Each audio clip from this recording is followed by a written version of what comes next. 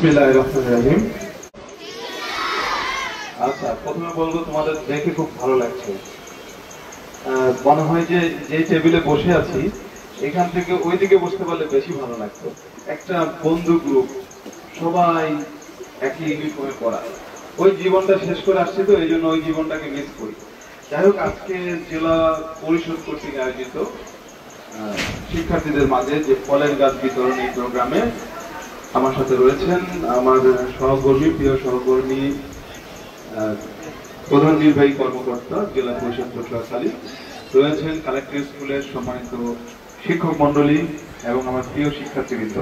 আচ্ছা, বক্তব্য তেমন দেব না, দুইটা প্রশ্ন করবো তোমাদের। একটা সহজ প্রশ্ন আর একটু কঠিন প্রশ্ন। আচ্ছা, কঠিন প্রশ্ন আগে শুনতে চেয়েছি। আচ্ছা বলো, কঠিন প্রশ্ন, এই যে গাছ বা উদ্ভিদ, উদ্ভিদের প্রাণ আছে, এটা কে সর্বপ্রথম বলেছে? একজন একজন হ্যাঁ হ্যাঁ হ্যাঁ বলো। আচ্ছা, এটার সাথে একটা সম্পূরক প্রশ্ন করি। এই জগদীশ চন্দ্র বসুর জেলা কোনটা, হোম ডিস্ট্রিক্ট কোনটা বলতে পারো? জন্মস্থান? সঠিক উত্তর পাইনি। এটা প্রশ্ন না, প্রশ্ন তোমরা পেয়ে যাচ্ছ, তোমাদের জন্য একটা করতালি দিই। যারা জগদীশ চন্দ্র বসু বলেছিল, মনে হলো এই জন্য প্রশ্নটা করলাম। জগদীশ চন্দ্র বসুর বাড়ি আমার হোম ডিস্ট্রিক্টে মুন্সিগঞ্জ। আমরা একটা তথ্য জানলাম। এবার সহজ প্রশ্নটা করি, গাছ আমাদের কি দেয় প্রধানত? আরেকটা গুরুত্বপূর্ণ, সব গাছ কিন্তু ফল দেয় না। এটা সহজ প্রশ্ন, অক্সিজেন দেয়। আচ্ছা, এইখানে যারা আছো তাদের বয়স যদি চিন্তা করি, 6 বছর থেকে হয়তো 10 বছর 11 বছর, তাই তো মোটামুটি। আরো বড় ক্লাসে যারা আছো 12-13 থেকে থাকতে পারো। কারণ ধরো আমি গড়ে ধরলাম তোমাদের 8 বছর। 8 বছর ধরে আমরা যে বেঁচে আছি কিভাবে বলো তো? অক্সিজেন নিয়ে না? তাহলে এই প্রকৃতি থেকে কত অক্সিজেন আমরা নিলাম, ঠিক আছে? এখন আমার যে অক্সিজেন গুলো আমি নিলাম এবং সামনেও যে অনেক অক্সিজেন নেব, কোথেকে নেব? তাহলে আমি যেগুলো নিলাম এবং সামনে নেব, তার জন্য আমি কি করেছি কিনা,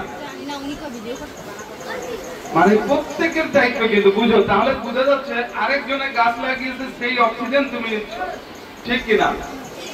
তো এটা প্রত্যেকের দায়িত্ব। যেহেতু আমি অক্সিজেন নিয়েছি এবং ভবিষ্যতে আল্লাহ তাআলা যতদিন বা সৃষ্টিকর্তা যতদিন রাখবে আমরা নেব, যাতে আমার অক্সিজেনটুকু আমি নিজেই অবদান রাখতে পারি। বুঝতে পারলে? আচ্ছা, যাই হোক, আজকে আমরা মূলত তোমাদের ফলজ গাছ দেব। ফলজ গাছের একটা বড় অনুভূতি, আমরা একটু আগে আরো দুটো প্রোগ্রামে ছিলাম, বড় অনুভূতি যে আমি নিজের হাতে গাছ লাগালাম, নিজের হাতে আমি এই গাছের যে ফল হবে ইনশাআল্লাহ আমরা ফল পেরে খাবো। এটা কি ভালো লাগবে না কেমন লাগবে? অনেক ভালো লাগবে, ঠিক আছে? আর অনেক সময় আমরা ফুলের গাছ লাগাই, দেখবে যে তোমরা একদিকে হেঁটে যাচ্ছ রাস্তায়, যদি দেখো আবর্জনা পড়ে আছে কেমন লাগে? ময়লা আবর্জনা পড়ে আছে রাস্তার পাশে, আর যদি দেখো সুন্দর একটা কৃষ্ণচূড়া গাছ, লাল ফুল ফুটে আছে, কেমন লাগে? আমাদের ফোরলেন ভালো লাগে না? সেলফি রোড ফোরলেন, কত গাছ আছে না? তাহলে আমাদের গাছ আমাদের পরিবেশ প্রকৃতি সকল সৌন্দর্য বৃদ্ধি করে, আমাদের বেঁচে থাকার যে অক্সিজেন সেটা সাপ্লাই দেয়। তো আমরা যে গাছটা আজকে দেব, এই গাছটা প্রথমত যত্ন নিতে হবে, ঠিক আছে? এই যত্ন নিবে এবং সুন্দর করে আরো গাছ লাগানোর জন্য সবাইকে উৎসাহিত করবে, ঠিক আছে? আর পাশাপাশি সবচেয়ে প্রধান কাজ, আমরা এখানে স্কুলে ভর্তি হয়েছি কি কারণে? পড়াশোনা। সবচেয়ে প্রধান কাজ আমাদের কিন্তু পড়াশোনা ঠিক করে রাখতে হবে, ঠিক আছে? পড়াশোনা ঠিক করে করব, অন্যান্য কাজও করব। আমার কিন্তু কালেক্টরেট স্কুল যেহেতু জেলা প্রশাসন কর্তৃক পরিচালিত, আমি এই জেলায় যোগদান করার পর থেকে কালেক্টরেট স্কুলের যত প্রোগ্রাম দেখেছি আমার কাছে খুবই ভালো লেগেছে এবং তোমাদের পারফরমেন্স অসাধারণ থাকে প্রত্যেকটা ক্ষেত্রে। তো তোমরা এটা করছো, ইনশাআল্লাহ তোমরা ভবিষ্যতে অনেক বড় হবে। যেটা ভবনের কথা শুনলাম, ভবনের জন্য ইতিপূর্বে আমাদের জেলা প্রশাসক স্যাররা উদ্যোগ নিয়েছেন, ওই পাশে মনে হওয়ার কথা হচ্ছে। আমি যখন উলকুতুব আলম ছাড়ছিলাম তখন একটা ভবনের উদ্বোধন করে গিয়েছিলাম।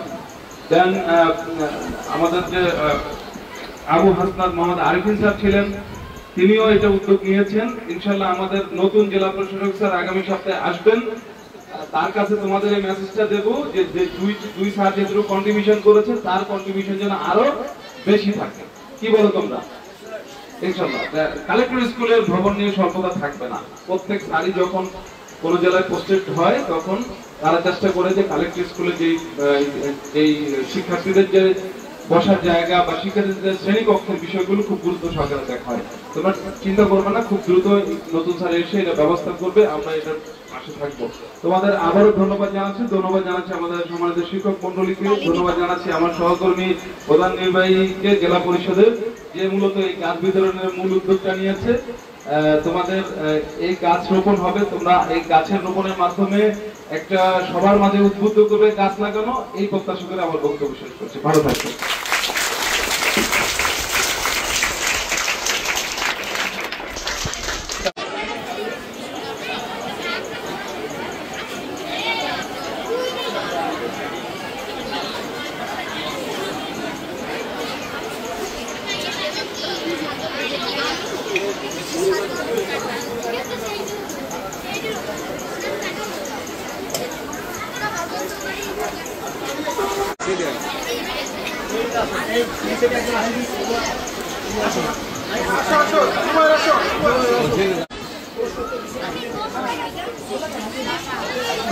আচ্ছা, আমরা স্কাউট যারা যারা যেই জায়গায় ছিলাম সেই জায়গায় যাও।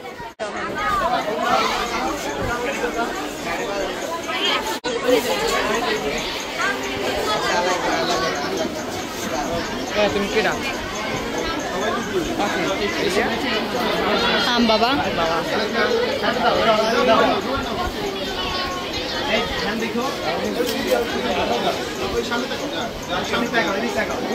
লাইট টিন উঠাইস না আমার নোয়া। হ্যাঁ এইটাই করতে আসি।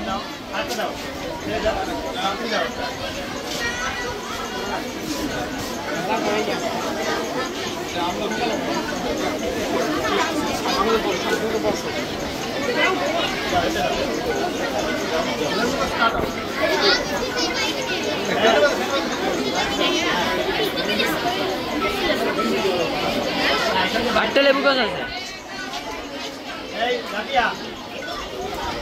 আর একজন শিক্ষার্থী আসো।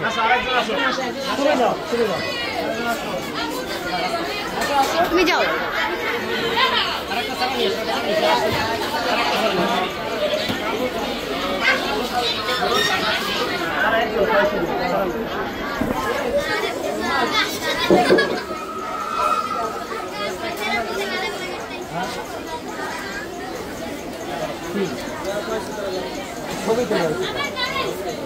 গাছ পাবা না হয়তো